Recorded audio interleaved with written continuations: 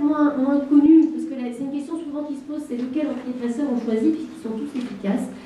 Alors, soit, on va commencer par le bas de la diapo, soit le patient a des contraintes somatiques majeures, insuffisance rénale, insuffisance hépatique, troubles de rythme cardiaque. Effectivement, là, il n'y a que quelques molécules qui vont être possibles. Et puis, enfin, on a quelques soucis actuellement avec la recommandation très énergique d'attention de prescription du séroplex et du séroprane en cas d'allongement du QT, qui nous met un peu en difficulté parce que c'est très probablement un effet classe et pas un effet molécule. Et de toute façon, les patients en général vont bien plus mal avec une dépression pas traitée qu'avec un allongement hypothétique du QT. Mais bon, voilà, il faut simplement intégrer ça dans une réflexion médicale globale. Après ça, vous avez effectivement des effets un peu différents des molécules, sachant que les tricycliques sont en général mal tolérés, donc on les prescrit vraiment de manière rarissime en soins palliatifs, et qu'on va essayer de privilégier souvent des molécules efficaces sur l'anxiété, ce qui va être une co-prescription avec un sédatif. On va passer sur les effets indésirables, que vous connaissez sûrement par cœur. Attention, si ça c'est important, attention au sevrage des antidépresseurs et au nettoyage de la pancarte, qui est une habitude quelquefois autant des services de soins palliatifs que des services d'urgence. Avec ce nettoyage apolloïde, il n'a plus besoin de tout ça.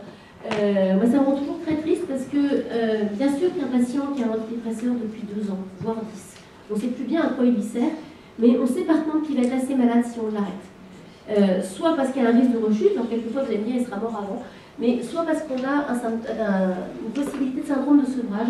Donc c'est à connaître effectivement, et dans un certain nombre de cas, il vaut mieux respecter ou éventuellement baisser la dose en raison d'altération métabolique d'un antidépresseur que le patient prend depuis longtemps, que d'essayer de se faire plaisir en n'ayant plus que 2 ou 3 produits sur la pancarte qui moi aussi me fait plaisir intellectuellement quand j'y arrive, mais je suis pas sûre que ce soit toujours bon pour le patient.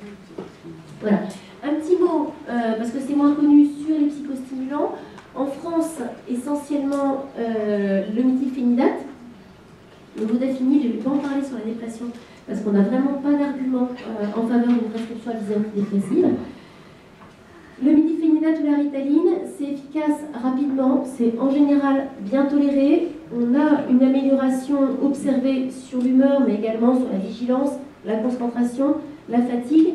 Et le risque d'épuisement et de tolérance, qui est réel, est souvent non pertinent en soins palliatifs.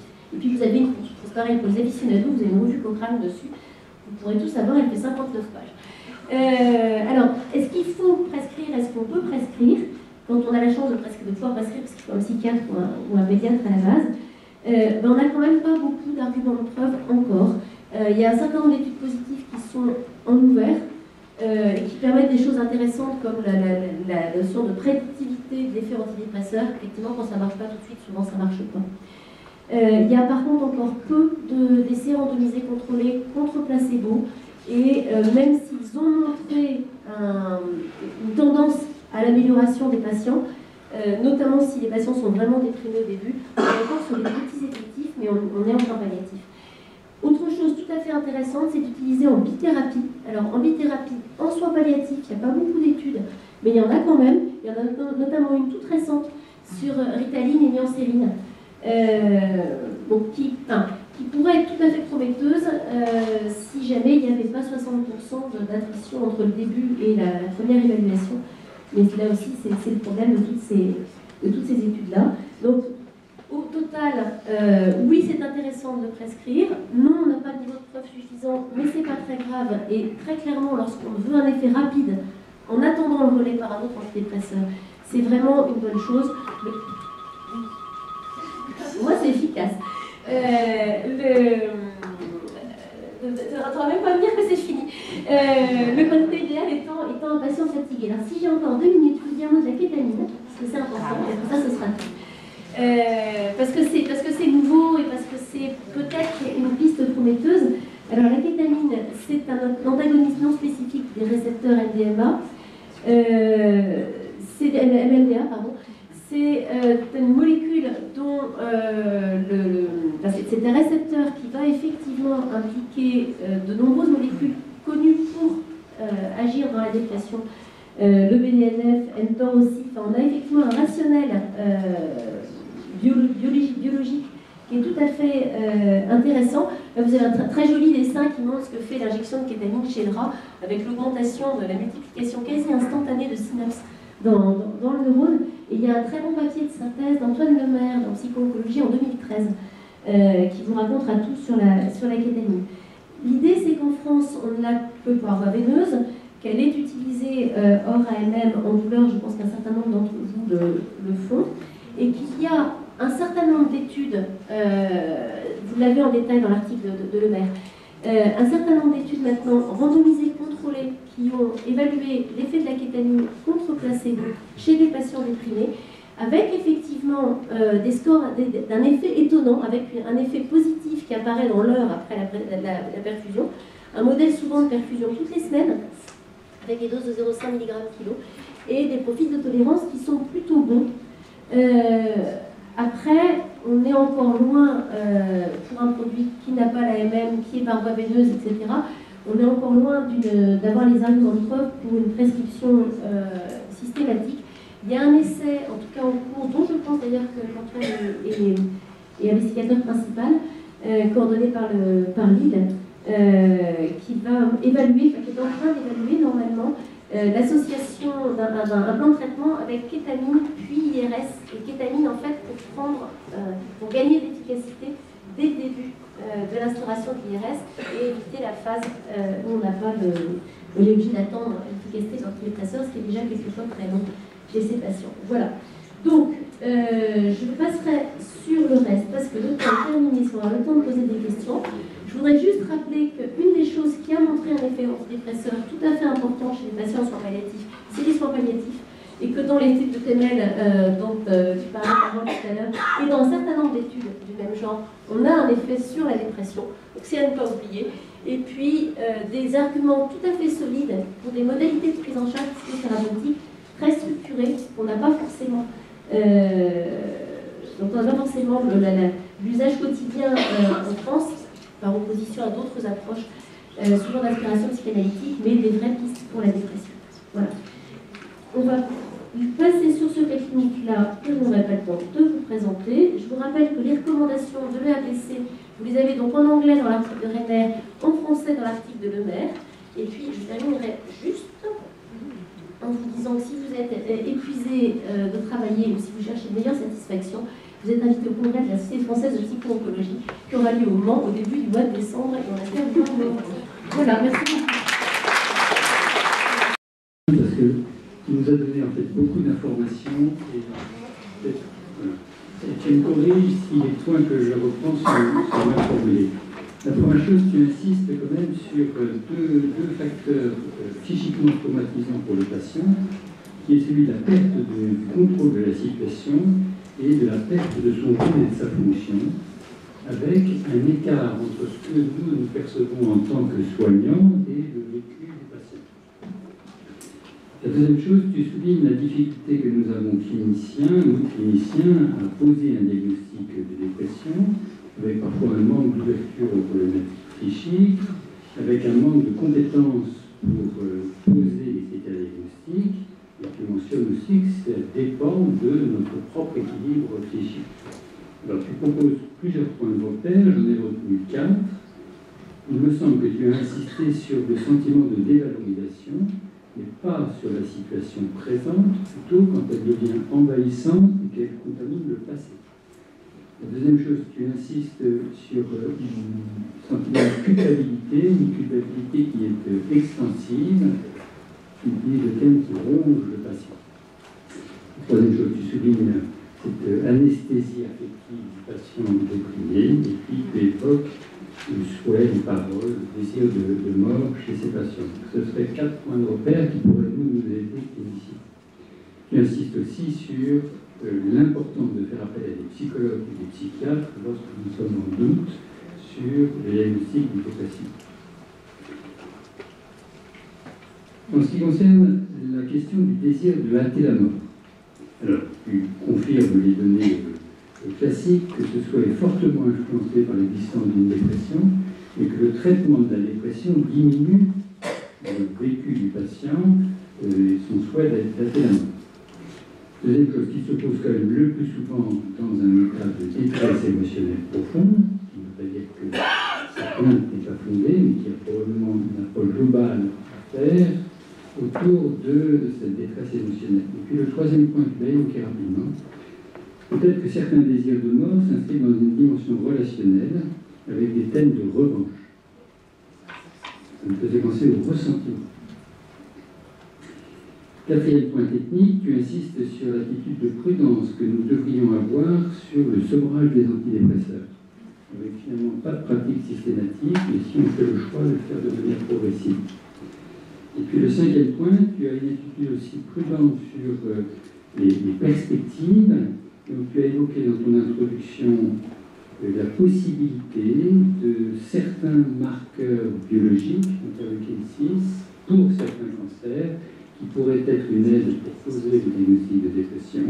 Et puis tu évoques aussi l'attitude de perspective peut-être pour la ritaline et la kétasine. Merci beaucoup pour cette synthèse. Je pense qu'en fait, la prochaine fois que j'aurai une introduction à faire, je te l'enverrai et comme ça, j'arriverai à parler lentement et à dire uniquement l'essentiel, parce que tu as fait exactement ce que je n'arrive pas à faire. Juste par rapport à l'interleukin 6. La question, c'est pas tant, c'est pas un marqueur au sens où on ne peut pas l'utiliser au quotidien. C'est par contre intéressant de faire coïncider un état psychiatrique avec un marqueur biologique, et ce de manière aussi pure, y compris chez des patients qui ont des profils de tempête inflammatoire, biologique de tempête inflammatoire. Et c'est plutôt en termes de pistes de recherche, il y a par exemple des anti-inflammatoires qui font l'objet de recherche pour savoir si on ne pourrait pas les utiliser comme traitement antidépresseur. C'est plutôt dans ce sens-là. Et la question, c'est plutôt là où ça répond à une question qu'on se posait, c'est pendant des années, on s'est dit, mais quand ils vont vraiment très mal, dans cette phase de mourir notamment, où tout s'emballe, de toute façon, ce qu'on observe au plan psychique, ce n'est jamais que la traduction de quelque chose de somatique, sous-entendu, c'est pas vraiment psychique. Et c'est ça, en fait, qui est important et qui modifie notre modèle de pensée, c'est en fait, le vrai non psychique, c'est du somatique. Et c'est du somatique qu'on va mieux comprendre, mais qu'on va continuer à traiter pareil, sauf si ça nous permet des pistes de traitement supplémentaires. Merci, on a 5 minutes de questions. Et ce serait souhaitable que les questions soient précises, courtes. Vous avez évoqué l'attitude américaine de l'Oregon en disant j'ai peur qu'ils n'aient pas bien évalué la situation parce que perte de plaisir, perte d'autonomie, perte de la dignité et la dépression zéro. Notre première oratrice, Claudia, a fait un peu l'exposé en disant que ça pouvait être un nouveau projet de vie de désirer mourir. Et on pourrait faire une hypothèse que ces gens-là ne sont pas si déprimés, mais ils ont une envie, ils ne veulent pas rester en handicapés, etc. Et ça ne me paraît pas forcément obligatoire qu'ils soient déprimés. Parce que si je me rappelle les cours de psy, c'était un malade qui n'a plus de projet, plus envie, même plus d'aide, de vrai mélancolique, de vrai dépressif. Donc ça ne me paraît pas être forcément les mêmes populations. Deuxièmement, j'aurais aimé que vous nous disiez une vignette clinique, parce que c'est une grosse revue que vous avez fait, mais vous nous auriez dit dans telle situation, Madame X ou Y a été transformée par un antidépresseur. Moi, mais j'interroge la salle, vraiment de manière ouverte. J'ai pas vu beaucoup de... Alors peut-être que nos psychiatres sont pas bons, mais j'ai travaillé dans beaucoup de centres où, alors, soit il est déprimé depuis très longtemps, et je suis d'accord avec vous, il faut éviter les sévrages et se poursuivre. S'il y a une espérance de vie de super à 2 ou 3 mois, Carole Bloch a bien rappelé notre étude qui donne les indicateurs. S'il vit très peu de temps, ma question, moi j'ai pas tellement d'expérience où l'introduction d'un antidépresseur a transformé l'aspect relationnel, familial. Alors peut-être parce que... Je crois qu'on a compris. Enlever le Laroxy et le Cymbalta, ou est-ce qu'il vaut mieux, d'après vous, concrètement... C'est parce que tu parles trop que tes patients t'entendent pas. Je vais répondre enfin, alors, sur ce que je vous disais, selon réponse, qu'on se comprenne bien. Je vous ai dit, je ne vais pas répondre à la question. La question n'est pas du tout de dire tous ces patients qui ont un désir de la mort sont des dépressifs. Je crois que j'ai vraiment essayé de ne pas vous dire ça, mais juste de vous dire qu'il faut chercher la dépression systématiquement dans ces situations-là. C'est pas du tout pareil. Et quant aux 0%, mon problème, je ne m'attendais pas à ce qu'il y ait 100%. Je dis juste que si c'est 0% et pas 6 ou 15 ou 20, c'est qu'il y a un problème. Parce que la population normale, c'est minimum 6, Et la population standard en soins palliatifs, c'est 20. C'est juste ça que je voulais dire. Après, qu'il y ait plein de ces patients qui ne soient pas déprimés, sans nul doute. C'est pour ça que je disais qu'en tant que médecin, je pense qu'il faut par contre qu'on fasse notre métier de médecin. Alors, si Donatien m'y autorise, je peux rapidement vous raconter cette histoire clinique-là parce qu'elle répond à la question posée. Patiente atteinte d'une tumeur métastatique opérable au flux de séquelles, notamment faciales, alimentaires et vocales majeures. Chez cette patiente en préopératoire, on relève un déficit d'information. On sait qu'elle a des facteurs de risque de dépression. Elle est déjà sous antidépresseur, elle est veuve, elle est isolée. Malgré tout ça, il n'y a pas eu d'appel au psy dans cette histoire-là. Le post-op est difficile. À 6 semaines, la patiente est fatiguée, elle est ralentie, elle a des troubles du sommeil. Quelqu'un de particulièrement inspiré se dit « ça doit être l'antidépresseur qui fait tout ça », et il l'arrête. Et la transfère en SSR parce que ça faisait quand même longtemps qu'elle était là. 8 semaines après, j'ai un appel du SSR, c'était la veille de Noël, qui me dit « on a besoin d'un tiers pour une discussion éthique, l'équipe demande l'arrêt des soins pour une patiente ». Et ça nous embête de prendre cette décision-là sans personne. Donc c'était effectivement un peu mal ficelé d'en discuter au téléphone, mais c'était un appel à l'aide de la collègue disant c'est pas possible, il y a un truc qu'on n'arrive pas à réfléchir. Ce qu'elle me décrit à lecture du dossier me fait tellement sauter au plafond que je fais venir la patiente en urgence. Le diagnostic d'épisode dépressif majeur, il était compliqué parce qu'elle parlait à peine, cette dame, elle était quasiment mutique, puis très très dégradée physiquement. Ce qu'elle disait, c'est qu'elle était une loque, c'est qu'elle n'avait absolument plus d'espoir que ça aille mieux, un ralentissement psychique absolument majeur, et ce qui a été le critère diagnostique, c'est la rupture avec le désir de soins initial, parce que cette dame avait effectivement demandé très clairement autre chose, et puis entre-temps, l'histoire était vraiment évocatrice d'une rechute. On a mis chez cette patiente de la Ritaline et un IRS, et un renforcement du soutien et une mobilisation familiale. 2 semaines après, je l'ai revue, je ne l'ai pas reconnue. Elle ne se souvenait pas d'être venue me voir. Et elle avait une amnésie complète de cette histoire-là, une diminution des symptômes dépressifs qui commençait déjà. Je l'ai vue sourire, ce qui était incroyable. Elle a été mieux comme ça pendant un mois et demi. Je l'ai revue en urgence à un moment où son médecin lui a dit un peu brut de pomme, mais vous n'avez pas grossi, il faut vous faire un trou dans l'estomac. Et alors là, de nouveau, elle s'est retrouvée complètement sidérée. Elle s'est récupérée lorsqu'on l'a rassurée sur le fait qu'elle avait le droit de dire non. Et 4 semaines plus tard, elle est rentrée à domicile. Donc je voulais effectivement vous raconter ce cas-là. Je me suis dit que vous en aviez tous plein d'autres et que c'était pas la peine. Merci, Sarah. On va arrêter.